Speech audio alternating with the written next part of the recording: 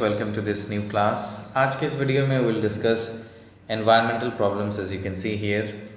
So let's look at that. देखो, no environmental problem occurs अगर quality of environmental elements और उसके जो म्यूचुअल रिलेशनशिप है उनके बीच में अगर वो नॉर्मल रहता है तो if everything else remains normal तो फिर किसी भी तरह का एनवायरमेंटल प्रॉब्लम नहीं होता है। बट तो कैसे क्या हुआ देखते हैं। At the beginning of human civilisation there was no problem of population like today. पहले जब ह्यूमन सिविलाइजेशन शुरू हुआ था उस वक्त में आज के जैसा पॉपुलेशन का जो प्रॉब्लम है वो बिल्कुल ही नहीं था। नेचुरल फिनोमेना जैसे अर्थक्वेक, वोल्केनिक इरप्शन, फिर cyclones, they started to create some problems. इनसे कुछ प्रॉब्लम होता था पुराने ज़माने में, but never took lives like today. जैसे आज के ज़माने में एनवायरमेंटल प्रॉब्लम्स की वजह से जिस तरह से ज़िंदगी जा रही है वैसा बिल्कुल ही नहीं होता था। पीपल को existed with all these means earthquake, volcanoes और साइक्लोन्स के साथ लोग रह सकते थे। They adjusted to live with all these things. कोई प्रॉब्लम इतना खास नहीं आ रहा था जितना आज के ज़माने में आ रहा है। It's important to note here that no major environmental problems occur so long the balance is maintained among the natural and man-made elements। अगर नेचुरल और मैन-मेड एलिमेंट्स में बैलेंस बरकरार रहेगा तो किसी भी तरह का एनवायरमेंटल प्रॉब्लम नहीं होगा। ये चीज़ जो है तुम्हें अंडरलाइन करके भी रखनी है और ये चीज़ जो तुम्हें याद भी रखनी है, ये बहुत इंपॉर्टेंट चीज़ है। अगर एक बैलेंस मेंटेन रहता है तो कोई भी मेजर प्रॉब्लम नहीं होगा नेचुरल एंड मैन-मेड एलिमेंट्स के अंदर में। Environmental problems did not disturb people so badly so long the relation among the elements of lithosphere, hydrosphere, atmosphere and biosphere were in balance। जब तक जो है लिथोस्फेयर, एटमॉस्फेयर, बायोस्फेयर इन सब के बीच में, ठीक है, रिलेशनशिप जब तक जो है एकदम बैलेंस था तब तक कोई भी प्रॉब्लम नहीं आ रहा था। But during the last 300 years, आज से 300 ईयर्स पीछे अगर चलें और इस लास्ट 300 ईयर्स को देखें then we will see that the world population and the demand for resources increased. एक तो है वर्ल्ड पॉपुलेशन, ठीक है, ये जो चीज़ है, पॉपुलेशन बहुत ज़्यादा बढ़ गया है। पॉपुलेशन बहुत ज़्यादा बढ़ गया है, उसी के साथ में रिसोर्सेज का डिमांड बढ़ गया है। Means we need more land, more water, more food, more everything.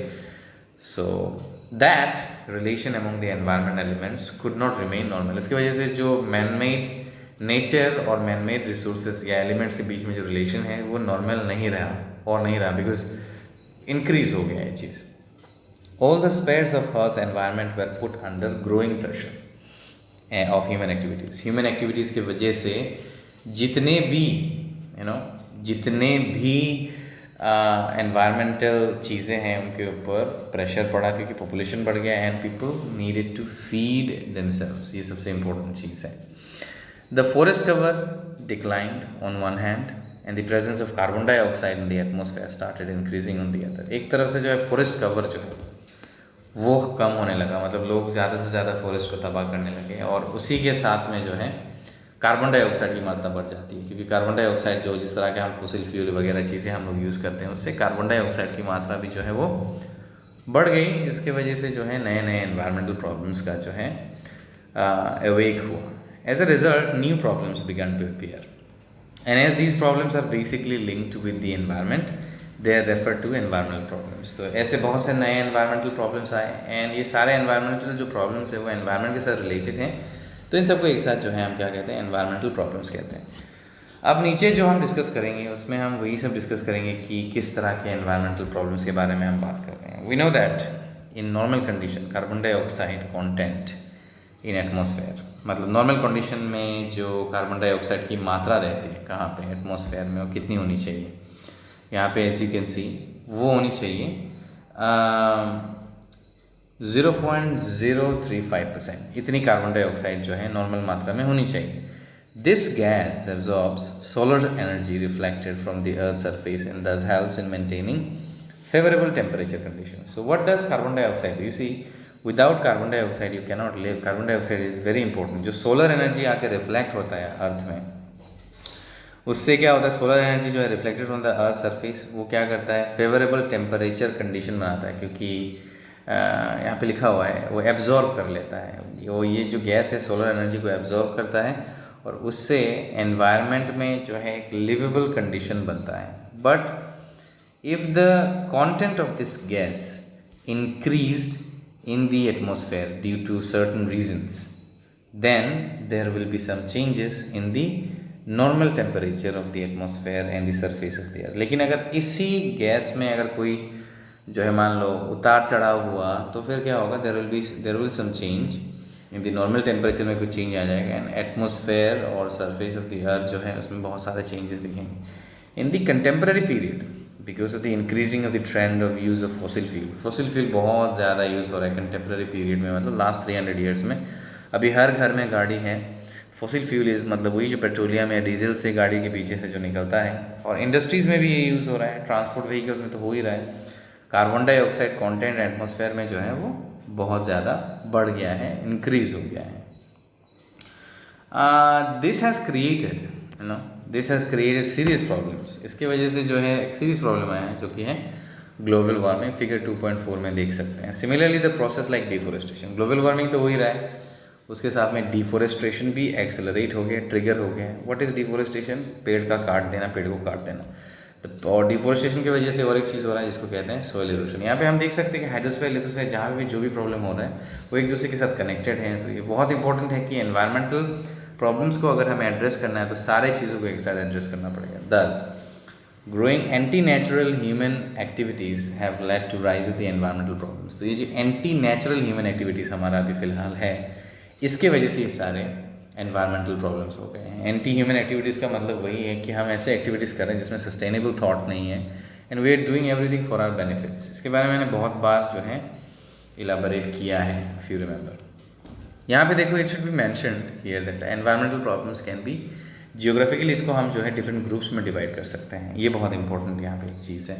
एक तो है लोकल प्रॉब्लम, दूसरा है रीजनल प्रॉब्लम और तीसरा है ग्लोबल प्रॉब्लम। अभी हम इन तीनों चीज़ों को डिस्कस करेंगे कि लोकल प्रॉब्लम क्या होता है, रीजनल प्रॉब्लम क्या होता है और ग्लोबल प्रॉब्लम क्या होता है। तो सबसे पहले देखते हैं लोकल प्रॉब्लम क्या है। लोकल प्रॉब्लम का मतलब है कन्फाइंड इन स्मॉल एरियाज। मान लो तुम्हारा जो इलाका है वो स्मॉल एरिया, मेरा इलाका, इधर का इलाका, सिलचर का इलाका है। So far as their genesis and spread are concern, तो जैसे यहाँ पे हम लोग क्या स्टडी करेंगे कि ये कितना स्प्रेड हुआ है और कितना कंसर्न ये पैदा कर रहा है।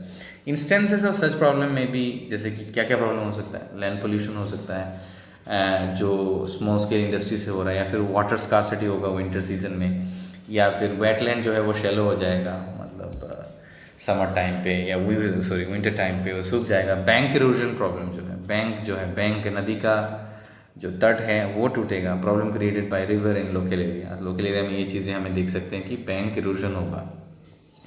दूसरी तरफ कुछ ऐसे प्रॉब्लम्स हैं जो रीजनली ओकर होते हैं, ठीक है, यहाँ पे लिखा हुआ है रीजनली ओकर होते हैं, इनको कहते हैं रीजनल प्रॉब्लम्स। तो इसको अभी हम देखेंगे। Flood problem of the Brahmaputra and the Barak valley. Barak valley और ब्रह्मपुत्र वैली में दो चीज़ें होती हैं, वो है फ्लड, ठीक है। एंड इस प्रॉब्लम को हम लोग एक तरह का रीजनल प्रॉब्लम कह सकते हैं, जिसमें यहाँ पे देख सकते हैं problem of water pollution is a vast industrial region. यहाँ पे और एक चीज़ है, वाटर पोल्यूशन बहुत ज़्यादा होता है। Problem of underground water shortage, यहाँ पे अंडरग्राउंड वाटर बहुत ज़्यादा शॉर्टेज में है। हमें पता है सिलचर जो लोग सुना एरिया में, रोड के एरिया में रहते हैं, water shortage is a big thing. Problem of soil erosion, ये और एक नंबर 1 क्राइसिस है यहाँ पे जो रीजनल हो सकता है। In river basin are some examples of regional environmental problems. तो समटाइम्स जो है रीजनल प्रॉब्लम्स में cover more than 1 country. Regional problems जो है वो मोर देन 1 कंट्री में हो सकते हैं, तो ये भी इंपॉर्टेंट है, बात याद रखना। Some of the environmental problems on the other hand cover the entire world. कुछ ऐसे प्रॉब्लम्स हैं जो सिर्फ एक इलाके में नहीं होते, इंटरनेशनली होते हैं, सब जगह में होते हैं, पूरे वर्ल्ड को कवर करते हैं। इस तरह के प्रॉब्लम को कहते हैं जिनका कोई मतलब जियोग्राफिकल बाउंड्री नहीं होता है। For instance the problem of global warming. Global warming का क्या मतलब है? मतलब पूरे विश्व में टेम्परेचर का बढ़ जाना, कार्बन डाइऑक्साइड बढ़ने की वजह से टेम्परेचर बढ़ जाना। उससे क्या होगा हमें पता है, जितने भी 70% तो वाटर ही है हम लोग का, और कुछ तो नॉर्थ पोल साउथ पोल में बर्फ़ जमे हुए हैं, पिघल जाएंगे तो पूरा पृथ्वी डूब जाएगा। तो ग्लोबल वार्मिंग जो है एक ऐसा प्रॉब्लम है, ये ग्लोब से ये वर्ड आया है, मतलब पूरे विश्व में है। As this problem is linked with atmosphere, क्योंकि ये प्रॉब्लम एटमॉस्फेयर से लिंक्ड है। कार्बन डाइऑक्साइड बढ़ेगा तो ये प्रॉब्लम होगा। It is limitless in terms of coverage, तो मतलब ये पूरा एरिया कवर कर रहा है, लिमिटलेस है एकदम, जितना हो सके सब पूरा पृथ्वी कवर करता है ये। एंड इट्स इम्पैक्ट जो है वो हम फील कर सकते हैं, लिथोस्फीयर में फील कर सकते हैं, हाइड्रोस्फीयर में, बायोस्फीयर में, हर जगह फील कर सकते हैं इसको, क्योंकि global warming is everywhere because it's concern with atmosphere. The management of such problems needs international efforts. और अगर हमें ग्लोबल वार्मिंग को ठीक करना है तो हमें क्या चाहिए? इंटरनेशनल एफर्ट्स चाहिए। सो इस वीडियो में इतना ही रखते हैं। इन द नेक्स्ट क्लास हम लोग डिस्कस करेंगे मेजर एनवायरमेंटल प्रॉब्लम्स।